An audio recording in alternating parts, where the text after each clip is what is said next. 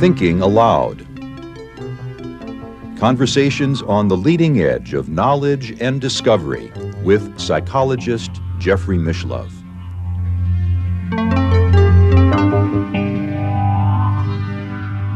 Hello and welcome. I'm your guest host, Emmy Vadnais, filling in for Jeffrey Mishlove. Our topic today is healing self-esteem. My guest is Dr. David Hanscom, who's been a guest on New Thinking Aloud 2 previous times. He is author of Back in Control, A Surgeon's Roadmap Out of Chronic Pain, and Do You Really Need Spine Surgery? Take Control with a Spine Surgeon's Advice. David is based in the San Francisco Bay Area, and now I'll switch over to the internet video. Welcome, David. It's such a pleasure to have you join us again here today. Thank you. I'm happy to be here. We have some nice, interesting discussions. I'm always looking forward to talking to you. Most of us are taught to have a healthy self-esteem, yet you say there's a myth to the term self-esteem. Per our conversations in which you've read that I've written, I think self-esteem is the worst concept ever propagated on the human race. Could I be more clear on that? And why so? Originally, I'm a spine surgeon. I worked with chronic pain for many years. I did not realize that chronic pain is actually an inflammatory disorder. And then as we've gone through into the scientific work group, we're finding out that every chronic disease, both mental and physical, is all the same problem. It's an inflammatory disorder and also increased metabolism. So when your body's under what we call threat or fight or flight physiology, it's a very powerful process. It's 1,000,000 times stronger than your conscious brain. So your capacity to survive, your brain's processing all sorts of stuff. I blink automatically. I shift in my chair so my skin doesn't break down. My mouth moves automatically so I can talk. It's all unconscious. Your unconscious brain processes about 40 million bits of information per second. 40 million. Your conscious brain processes 40. It's 1,000,000 to 1 ratio. So we have this massive survival reaction. It's intended to feel uncomfortable because it's a survival reaction. And the species of creatures that didn't pay attention to this survival sensation just didn't survive. So as human beings right now, the species that exist right now is basically survival of the most anxious as well as survival of the fittest. So the species of creatures that did not pay attention to these cues didn't survive. Humans have a problem is that we now have human consciousness that's only been about 100,000 years old or less compared to hundreds of millions of years of life. So we have this thing called language that developed that allowed us to go from the bottom of the food chain to the top because we could cooperate. So I learned this from this book called Sapiens, that as humans learn to cooperate, about 20 to 25% of our fuel consumption or metabolic energy is to run our brains. Most mammals is about 2 to 4%. So from a survival standpoint, we didn't compete. It's when we had language and social interaction and cooperated that we actually went to the top of the food chain. Unfortunately, again, my source is the Sapiens, which is an incredibly well-written book. We proceeded to wipe out 90% of every living creature that's ever existed on this planet based on our capacity to cooperate. So language is new. So we know how to physically survive. A lot of our survival behaviors are not very nice a lot of the time. Nonetheless, we know how to survive. Emotionally, we have not learned how to navigate our emotional landscape. And what the neuroscience shows is that consciousness, thoughts, and concepts become embedded in our brain the same way as this chair or table. They're concrete. Your body reacts to these things. So we talked about this last time. There's a term called URTs, unpleasant repetitive thoughts. So what those are, we have these consciousness, and we cannot escape our consciousness. Your consciousness or thoughts, unpleasant thoughts, are a threat, just like a dog or a bully is. Your body responds the same way, but you can't escape them. Repressed thoughts and emotions are even worse. So we have this massive survival reaction. We have thoughts that create the same reaction. We have this massive survival reaction that's also created by our consciousness. So we now know that emotional pain and physical pain are processed in the same part of the brain. So what happens with this thing called self-esteem, you have this sensation that's unpleasant. We don't feel good about it. It envelops every cell in our body, so it feels like who we are. It's a survival reaction that everybody has, so why would we take it personally? So then what we're doing, we're trying to take this thing called self-esteem and somehow feel better about this massive survival reaction, and it can't work. It's a complete mismatch. So what you have to do is look at the survival reaction as a gift. You have to separate from it. Definitely your identity needs to become separated from the survival reaction. And this idea of self-esteem is if I get enough good feelings or good thoughts to quit feeling badly based on a survival reaction, somehow my life will be better. It can't work, and it doesn't work, and it's actually very destructive. How would you define what self-esteem is and why you bristle so much at that term? Well, first of all, it's what took me down the hole. I was in chronic pain for 15 years. I was actively suicidal, and I had a chaotic background. I did not feel good about myself. I didn't know what anxiety was for a long time because it was my norm. That's what I was raised in. So I didn't know what anxiety was. And I honestly, my thing to cope with this sensation was just workaholic. So remember, avoiding this sensation is the driving force behind most human behavior, particularly behind all these psychological diagnoses. So again, anxiety is a physiological state that drives all these psychological diagnoses. So the key is actually depersonalizing this reaction because it's a gift. It keeps us alive. So the first thing I tell people, look, this is a reaction. Just visualize a large thermometer. And when you feel anxious, you simply visualize how high the thermometer is going. And the way you decrease anxiety is simply drop it down. So there's a bunch of ways of dropping down your body's physiology to calm that thing down. What doesn't work is self-esteem. So self-esteem is this attempt to create these stories about our lives, to create this concept of a self, an ego, and we work really hard on this process. A lot of life energy goes into accomplishments and power and control and feeling good about ourselves and loving ourselves. It's a 1,000,000-to-1 mismatch. It doesn't work. So, and we'll talk about this in a second in a lot of detail, but a lot of these stories we make up about ourselves, again, our attempt to create this self and self-esteem, are actually cognitive distortions. And I think I talked about this little book called The Way to Love by Dr. Anthony DeMello, one of the most powerful books I've ever read. I read it pretty much once or twice a week for the last 15 years. And he's considered one of the most brilliant minds of all time. I think he passed away in the late 80s. And even though it's a Jesuit priest, this is not a religious book. The Way to Love is actually the way to awareness. So before you can solve any problem in life, you have to understand what is actually there. Then you can solve the problem. So his point is, all of us are who our parents and teachers and peers in society has told us we should be. Right? We're programmed. And humans are unique. There's a book out called Live Wired out of Stanford. The point is that humans are very unique compared to other mammals in that we're programmed indefinitely. In other words, a lot of animals can take care of themselves between 6 to 12 months as far as mammals. Humans are not really able to physically take care of themselves till maybe 8 or 10 years old. Then mentally, the brain doesn't really develop abstract thinking till the mid-20s, truly develop it. So every one of us is programmed for our consciousness keeps changing all the time, but it's based on what people tell us we should be. So who are you? So his point is awareness. You have to be aware of the programming that's there before you can connect to who you are. So can I jump to the end of the story for a second and we'll work backwards? Please. Okay.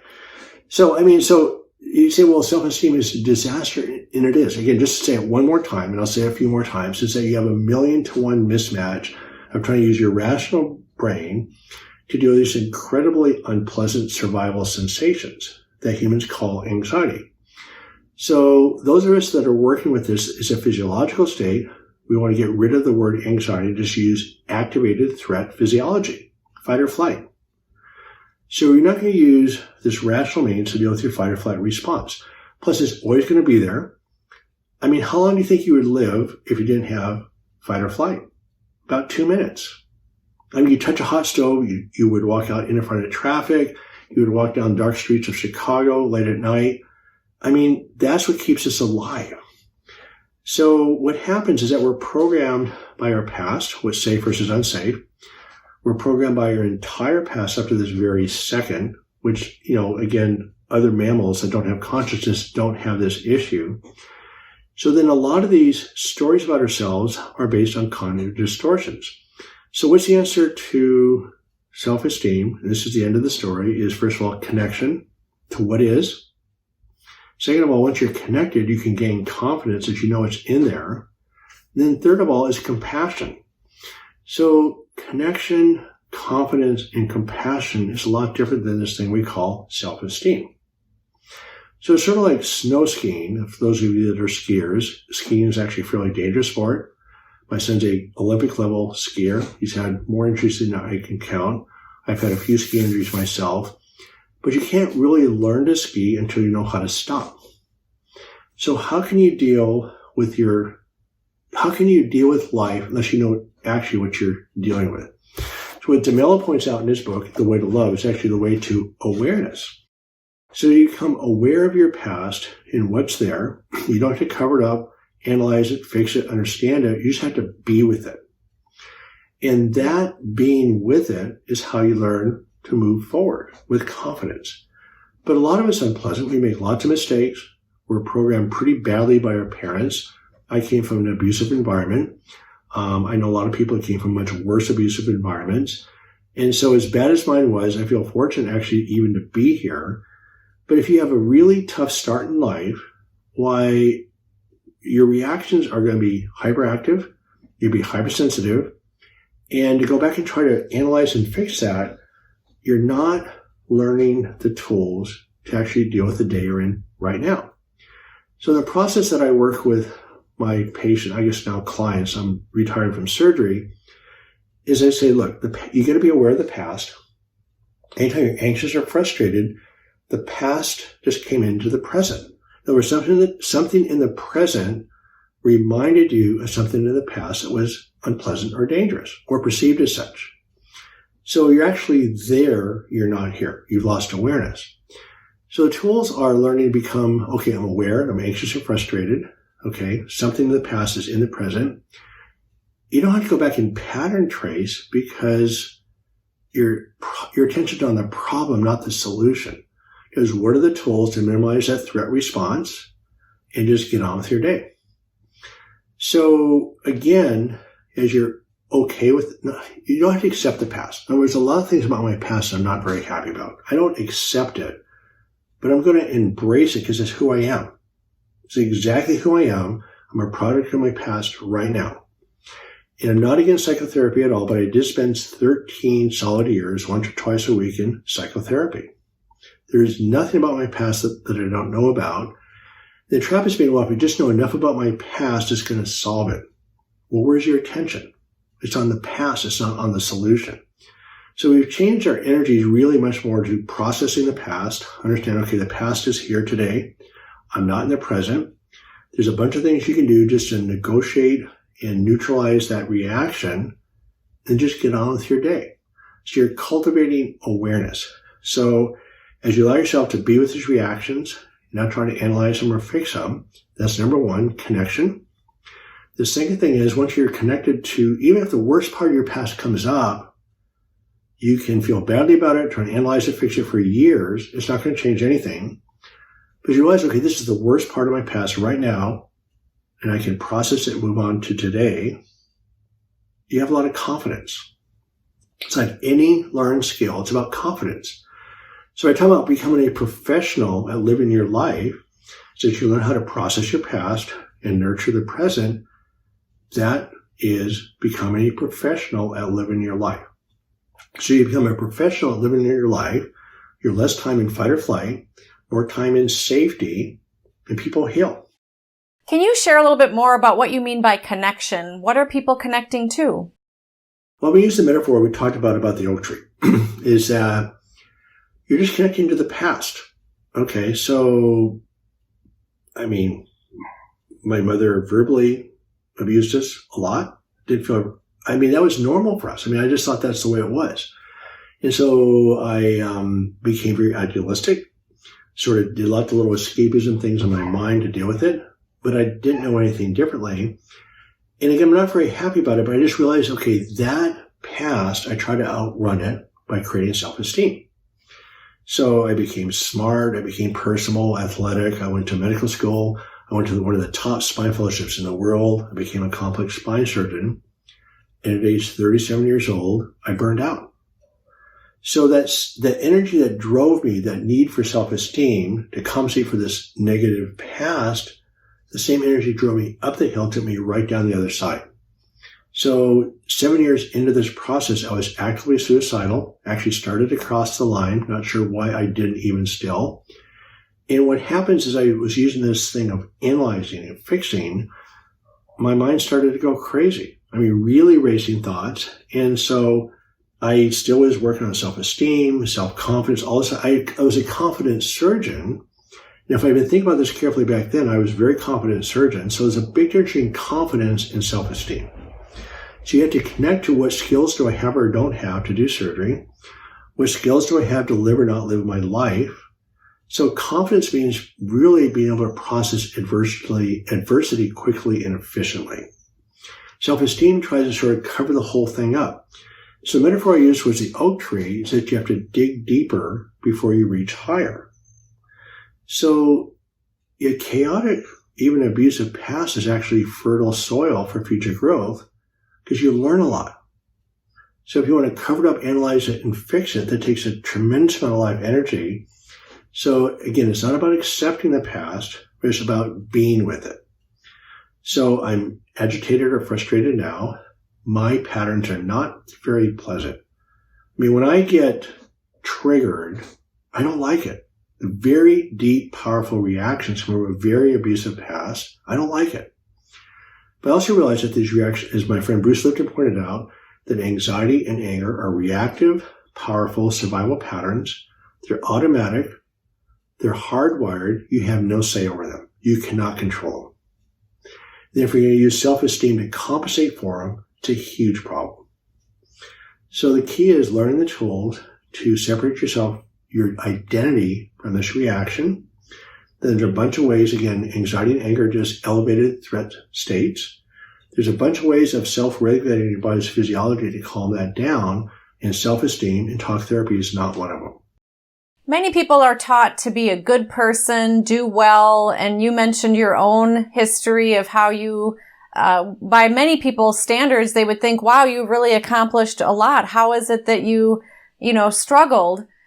Can you share a story of how you've seen somebody maybe embrace some of what you're sharing with us here today? We have hundreds of people who have broken loose. They're not anxious and not frustrated, and they thrive, and it happens consistently. In other words, this is just a learned skill set based on actually neuroscience. So none of this is David Hanscom. My gift to the world is taking known, proven medical research and just organize it in a way that's accessible. So there's one girl, her name is Esty. I can use her name. She's in my book. And she came to our first workshop that we did in Omega Institute in Rhinebeck, New York in 2013. And she had headaches, horrible neck pain. She's seen 10 doctors, 6 injections, high-dose narcotics, was still working, but really spiraling downhill. So she's very accomplished, a very attractive girl. And within 1 week, she went to pain-free. 1 week. So it's about connecting with her anger about all sorts of stuff. Her father had died when he was 40 years old. So there's a big gap there that hadn't been really acknowledged. And what happens, people don't like feeling angry, or they're so used to being angry and frustrated that this is sort of the norm with them. But by connecting with what is, by connecting with the anger and connect with the anxiety and allowing yourself to feel, one of my friends says you have to feel to heal. So again, you have to know what's there before you can change directions. And I would say it took her another solid year of going up and down, back and forth to come off narcotics completely. But she now has 2 beautiful kids. It's now 2022. Gorgeous kids, back working, no drugs at all. And married, just a beautiful family, but she's thriving at a level she didn't know existed. Same thing with me, because I'm not fighting off the survival reaction. I don't have to. So anxiety and anger comes at me every day, process it, done. So I have the confidence that when I get triggered badly, I have the confidence to actually deal with this reaction. Then I'm allows myself, my conscious brain, to move forward and enjoy my life. So I'm not working on accomplishing things anymore or attaining more position and power to help my self-esteem. I just process that quickly, enjoy my life. So self-esteem becomes actually sort of a non-issue. Don't even need it. And so again, the contrast to self-esteem is connection to what is. And I didn't finish the metaphor of the oak tree, but you have the roots going into the soil of your past. It allows you to grow a very solid base and reach up and actually reach out and protect other people. That's why I like the metaphor of the oak tree, because there's such a wide spreading branches. And so what happens, but there's a patient of mine, I think I showed you the word before. She was also in chronic pain for 55 years. She's now been out of pain for about 10 years. She came to 3 of our workshops. Her name is Rita. And she came up with a word called Neuroschmidt. Neuro, Neuroschmidt. And so the past becomes your fertile ground for Neuroschmidt for future growth. If you want to analyze and fix the past, you can't do it. It's done. So you mentioned an example, something that happened when you're 10 years old. You did something bad to somebody. You can spend a lot of time analyzing it and rationalizing it. Well, I was only 10 years old. I didn't know better. I'm going to forgive myself, et cetera, et cetera. They're not bad things to try, but they can't work. So, okay, so something bad happened when you were 10, and today that didn't work very well back then. So you're not going to do the same thing today. So if you just look at your past, you don't have to accept the fact that that happened. You don't have to like it. You don't have to rationalize yourself as a good or bad person. It just happened. So you learn to just be with your past, again, digging your roots into the soil, and then allows you to grow at a level that's unbelievable. So what I'm excited about the process I take people through is that they not only solve their chronic pain, but they thrive. And once they hit that tipping point, they start processing new information in a different way. They can't go backwards because your brain has changed. You actually physically changed the structure of your brain. You're saying that if we strive and try and push ourselves and have a lot of negative self-talk or self-criticism, that we can block ourselves from actually achieving what we want to achieve. Well, here's the paradox. Okay, so I became one of the top spine surgeons in the country. So I was, quote, successful, right? But I got sick. And right now the burnout rate in medicine is over 70%. And my colleagues are dropping like flies. And so, as I mentioned, I almost committed suicide. And I think that these obsessive thought patterns, which I think are driven by self-esteem, torture people. If you told, I developed a full-blown obsessive compulsive disorder, which is manifested by repetitive, very intense, intrusive thoughts that just get worse and worse with time and repetition.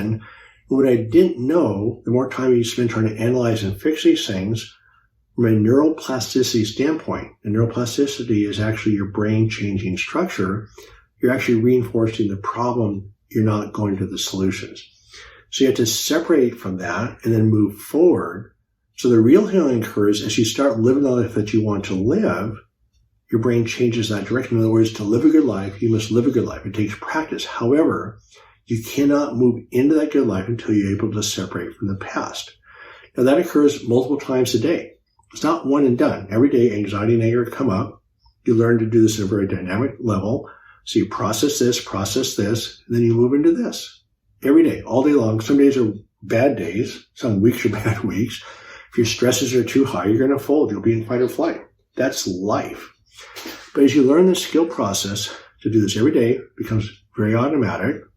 You start to move forward, and the healing occurs as you move forward into the life that you want to live. Not the life that you think you should live to compensate for the past, but you just get to live the life that you want, and your brain changes in that direction. Very powerful process.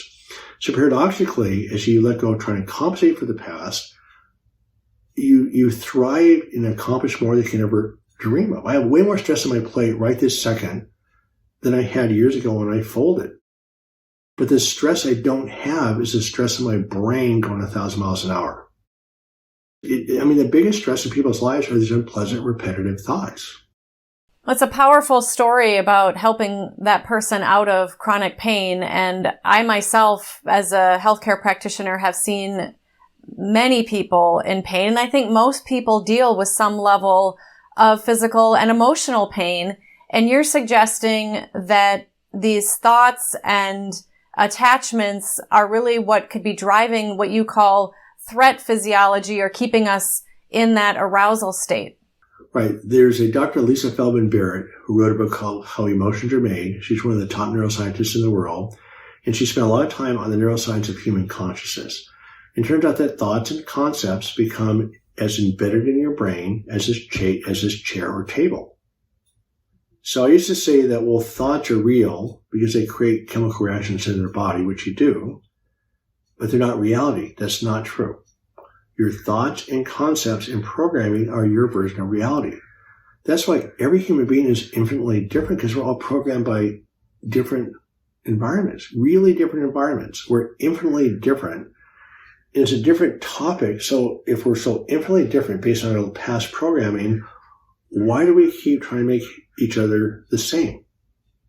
Understanding the depth of our differences would allow us maybe to work to get along better in a way. Mm-hmm. So we're really programmed by our past. And so I am not vegetarian anymore, but I was raised a vegetarian. So when I eat a hamburger, it's a different experience than eating a hamburger for somebody who's raised eating hamburgers every day.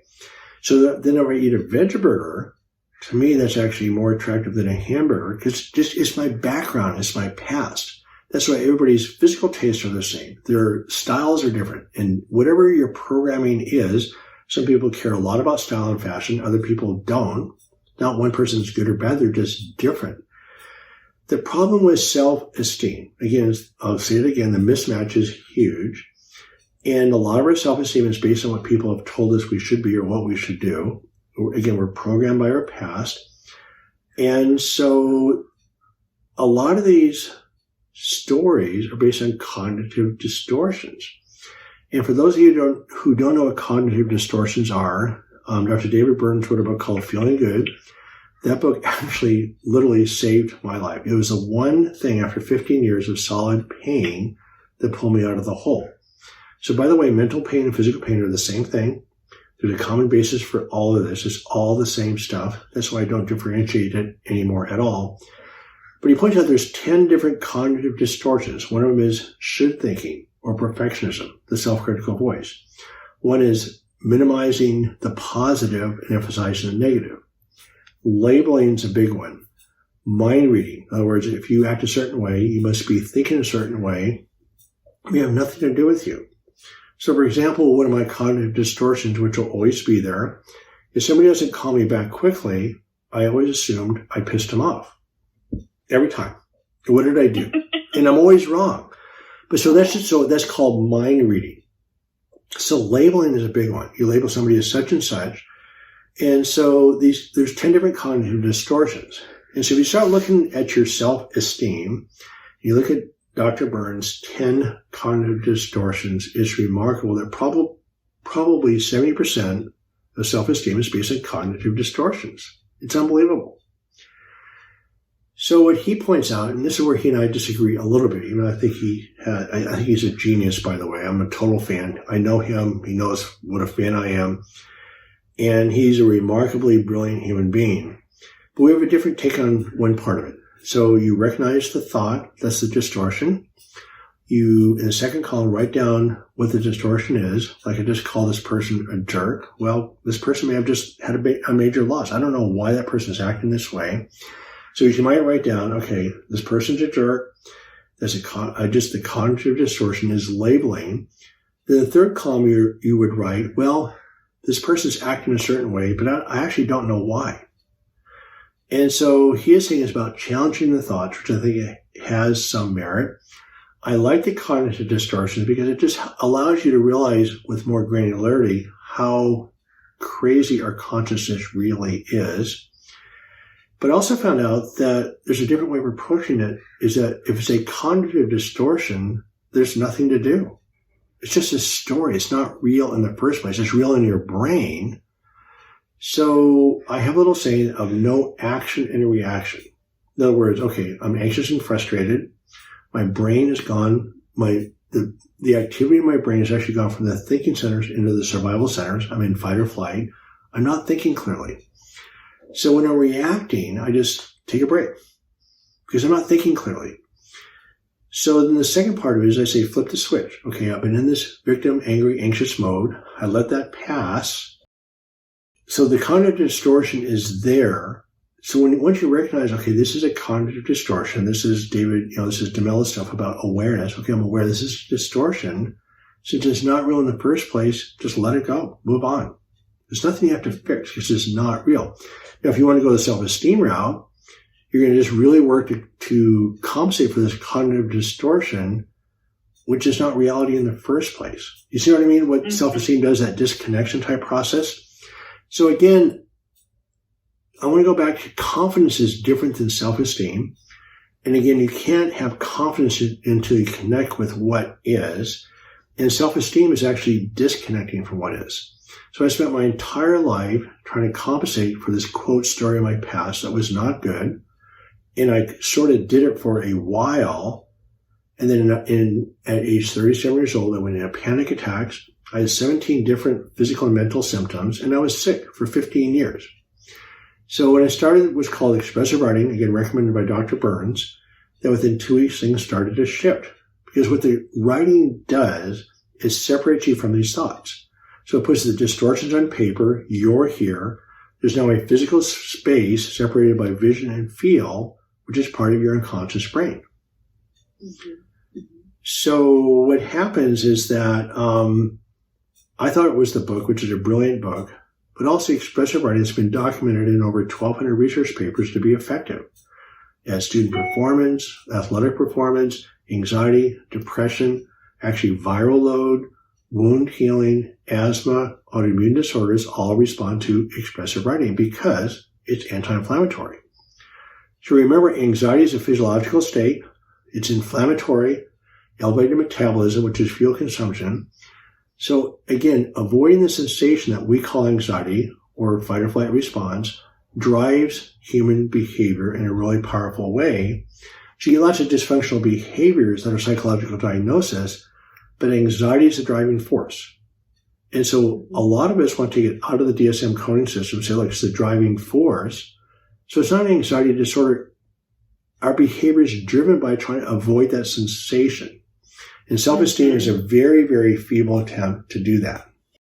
Yes, I hear what you're saying. When we are trying to be a certain way or to avoid discomfort, really, we avoid pain and we go toward pleasure. And you're suggesting that when we are building stories around ourselves, we're actually maybe suppressing some of these aspects of ourselves versus recognizing it's just part of who we are, which is easier said than done to go with the flow of some of these reactions that come up. But I know that, like you say, having that awareness and being able to step back and be with those thoughts and feelings versus letting them override us can be helpful. Absolutely. No, you said that really nicely. I like what you just said. And also Freud, back in the 1800s, pointed out really early on, he was a neurologist, by the way, and when he put some of these concepts out there, his fellow neurologists laughed him right out of the room. He actually decided just to bag it. He just didn't even talk about this until the end of his life. But the essence of mental health is being psychologically flexible. He pointed this out over 150 years ago, and that means being with unpleasant emotions. You just get to be with them and be flexible with them and just move on. So we take these stories too seriously, especially if you're using these stories to compensate for this unpleasant sensation. And again, when you're anxious and angry, you feel guilty, you feel ashamed, you have all sorts of unpleasant impulses, and there's survival reactions that are a gift. But since they affect every cell in your body, it feels like your identity, right? So my point being is that if every living creature has this survival reaction that's unpleasant, why would we take it personally? I think the tricky part for some people is when these feelings can stay with them a majority of the day, and they can become sort of embroiled in their uncomfortable feelings, sadness, depression, stress, anxiety. Are there any other methods you would suggest that to help them move from those so that they can be more in the flow with them? Because when you're caught up in them, you're already feeling them and they can be overwhelming. So again, based on the idea of self-esteem, you cannot do this. You cannot do this with mind over matter. So I did put together, as you know, what's called the DOC journey, direct your own care journey. So there's a sequence is that you have to be nice. I mean, the number one factor in solving chronic mental and physical pain is being nice to yourself. I mean, treat yourself with kindness. And so what happens, we feel terrible about ourselves. We beat ourselves up. We're feeling anxious and frustrated. So once you create that separation, you're off to a good start. So it's called the direct your own care journey, takes you through a sequence of, first of all, with expressive writing. It's the one thing that's absolutely mandatory. No substitution.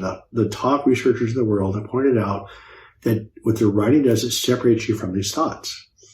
The second thing is a process called active meditation or a form of mindfulness. You just drop your shoulders, connect to a sensation. And when you're connected to a sensation, your mind is on the sensation, not the racing thoughts. The third thing is not complaining, not sharing your pain, not giving criticism, not looking at the news that's unpleasant, not looking at horror movies, because it fires up your physiology. So not discussing your pain or complaining is a big deal. And then a huge one is sleep. So that's the starting point. Then there's a sequence of starting with the basics, then understanding the principles. This third section's on anxiety. Really explain how anxiety is a neurochemical, physiological state, not psychological. The next section is on awareness, that there's 4 different types of awareness, which we'll talk about at a different time. And then it goes into anger. Now, humans have a problem is that every creature is we're not programmed to be vulnerable. Because if you're vulnerable in the wild, you just don't survive, right? I mean, you don't live. But humans are in the same boat, both emotionally and physically. So we're not programmed to be vulnerable. It's an unpleasant sensation. It's uncomfortable. We'll do anything to avoid it. Yet it's at the core of human relationships is feeling vulnerable. So we have a huge problem as a human race about this vulnerability thing. So that's based on awareness. And when you're angry, again, you're connected to the past. You're not in the present. You've lost awareness. And again, we have a horrible amount of domestic violence in our country. Why would you do that? This is somebody you love. You wouldn't treat a grocery store clerk like this. Why would you do that to your own family? Because when you're triggered, your brain goes offline. You're in the survival reaction. You aren't thinking clearly, and bad things happen. So again, connecting to that reaction, understand, okay, this is not who I am.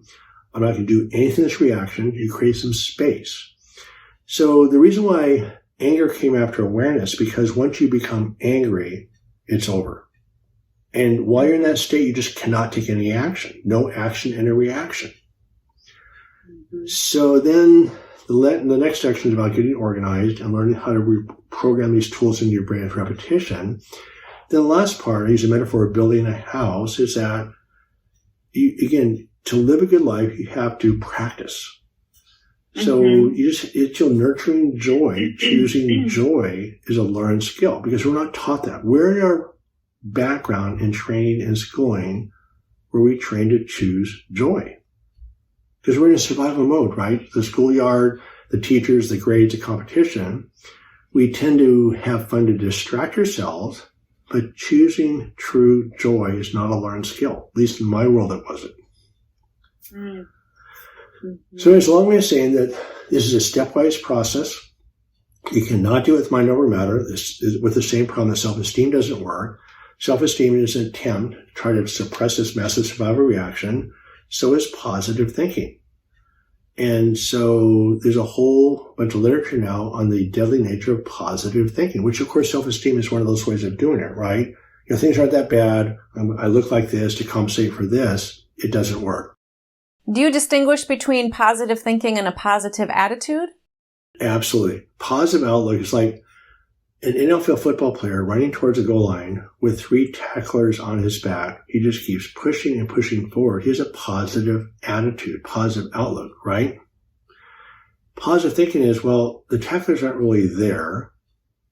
He'll be taken down in a second because guess what? He has 3 tacklers on his back. He has to really work hard to get through those tacklers. So connect with the reality of 3 linemen on his back gets him to the goal line, right? So a huge difference. Positive outlook is actually also been found to be anti-inflammatory. It's necessary because the key word is persistence, right? And so that positive outlook is absolutely critical. Many people compare themselves to others to want to improve their lives, right? Like we're taught to reach for our dreams and to accomplish what, our heart's desires are. And along that process, it's very common for people to compare themselves to others and to feel even jealousy or envy. And do you have any words of wisdom around that? Right. So again, if you have more money than your neighbor, you feel a bit better about yourself. But again, you still can't compensate for these massive reactions. We all know the stories about lottery winners who just self-destruct because, again, it doesn't change your brain. So the bottom line is you cannot outrun your brain. And so that's why self-esteem is such a terrible problem because it's a judgment pattern. You're either better than or worse than every second of the day. You're always comparing, right? Yes. The beauty of just, again, it's a learned skill. It starts to dissolve a little bit at a time. And we all know a lot about Buddhism, but it's hard to get there. It's a brilliant philosophy. But as your self dissolves, you don't care. You just want to enjoy your day, connect to the day. It's about connection, connection, connection. So I connect my day. I have a nice house. It's not a great house, but it's a nice house. If I can, and we've heard this over and over again, your success in life actually depends on being happy with what you have, right? Mm-hmm. That's the opposite of self-esteem, right? Mm-hmm. Because it was, again, by definition, self-esteem, you're always in a judgmental mode, better than or worse than all the time. That motor doesn't turn off. So as your ego dissolves, you live life in pure awareness. And it doesn't happen to me very often, but there are days where all of a sudden I just experience the day. That's it. I don't have all these racing thoughts anymore. I mean, I had a full-blown obsessive compulsive disorder, which is the worst of the worst. It's a nightmare. But I'm also talking to a lot of people where these obsessive thought patterns just torture them, especially with teenagers right now. So as you learn how to, again, so the problem is as you have this fired up nervous system, it's like a hot griddle. Your thoughts just start exploding off of it. So you have to divert the thought. You also have to calm down the heat, and then you start to live your life in awareness. So yeah, and then the last part about this we didn't talk about. We can finish off with this and that. Okay, you have connection to the past. Again, the oak tree metaphor, which is nourishment for future growth. Same thing is you have confidence. Okay, the past is what it is. I can deal with it. So confidence comes from awareness and connection. Then compassion can emerge. Because if you're not fighting off if you're trying to survive, you can't reach out, right? That's the problem with burnout right now with physicians is that we know burnout physicians don't perform as well. Nobody does. But if you're trying to personally survive this massive reaction, it's hard to reach out. So all of us have compassion. So if you're trying to use, I'm a compassionate doctor, I'm a compassionate person, again, you're using self-esteem, using a rational construct. The reality is you connect with what is, compassion's already there. We evolved as a social species. And so what happens is you allow to de-energize these crazy, massive circuits, compassion just emerges. And so that's the magic of this whole thing, is that you learn to have compassion. Your life starts to evolve in a way that you just cannot imagine. It's unbelievable. And it's consistent. But it's backwards, right? What do you mean by that? Well, you can't manufacture compassion. You can do it in a way, but allowing your inherent compassion to emerge is a reverse process. Yeah, even the Dalai Lama talks about how no matter what you maybe physically have or don't have in life, you can still be a kind, loving, and compassionate person. Right. But not if you're jealous of somebody else. right? Exactly. So that's self-esteem. I don't have as much of this person, or, I have more than this person. So I feel good about myself. I feel bad about myself. Again, I'll just say it one more time. And I know this is not a popular thing to say, but self-esteem is a disaster. It's the mother of all cognitive distortions. And it's a distortion because you're saying that it's a way of looking at yourself that's a story. And by striving in that story, you're actually not being your authentic self. Right. You're not even connected to, your authentic self is your entire program of your life to this very second. That's who you are, like it or not. You don't have to like it, but you can connect with it. So you create these stories to make up for it. You're disconnected from who you are. Mm-hmm. And then, as we've talked about before, is that I think there's a book out called No Self, No Problem. So the self starts to dissolve. As you quit this judgment process, this whole thing that we call self and ego, again, you can't actively dissolve it. But like DeMillo points out, as you become aware of what the self is, it starts to dissolve on its own. It's powerful. Exactly. I know for myself personally and also guiding many people who've come to see me, being able to go into meditation, or really that's just a term. I know some people don't love that term, but as you've shared, there's a lot of neuroscience research on meditation that when you sit and are able to just be, let the thoughts settle, or even just let them do what they're doing without even reacting to them, coming back to the breath. There's many different methods for meditation. A very popular one these days, Jon Kabat-Zinn, of course, made this very popular, and for very good reason, which also has a lot of research behind it, is mindfulness-based stress reduction. And I know for myself personally that is a saving grace in my life, because as I'm able to sit and be with myself from a place of non-judgment, and I think that that's really sort of a fulcrum perhaps we're talking about here today, is judgments and labels. And when I'm able to sit with my thoughts, my emotions, my body sensations, and just be with what is without labeling them as good or bad, right or wrong, and noticing my thoughts, my emotions, and not judging them and just being with them, what happens is that they tend to lessen and dissolve. And then I can get to that place of peace. And I really encourage everybody to engage in that, and at least maybe listen to one mindfulness meditation and give it a try yourself to see what you think of it, how you feel. I think it's a wonderful finishing summary. And again, as a surgeon, I thought mindfulness and meditation was just nonsense. It's anti-inflammatory. It stimulates the vagus nerve. John Kabat-Zinn has pointed out that actually if you do mindfulness-based meditation for 8 weeks, the amygdala is a part of the brain that's a fear response. The actual size of the amygdala shrinks. It shrinks. What more evidence do you need? This is not psychological. It takes your body's physiology to allow something to shrink. They also found out that thought suppression actually causes your hippocampus to shrink, which is the memory center. So we know with thought suppression, which again, self-esteem is a form of doing that, it actually has increased opioid use and actually causes the hippocampus, or the memory center of your brain, to physically shrink. What these tools allow you to do, which you just talked about, by the way, meditation is a wonderful tool. The problem is it's a tough starting point because your brain's on fire, you're inflamed. So that's where the sequence, I think that meditation actually is a final home run. And again, as you program it, it becomes very automatic. You just start connect with your life automatically. But the neuroscience behind meditation is huge. But again, it's a learned skill it's a tough starting place, but it's a great finishing place.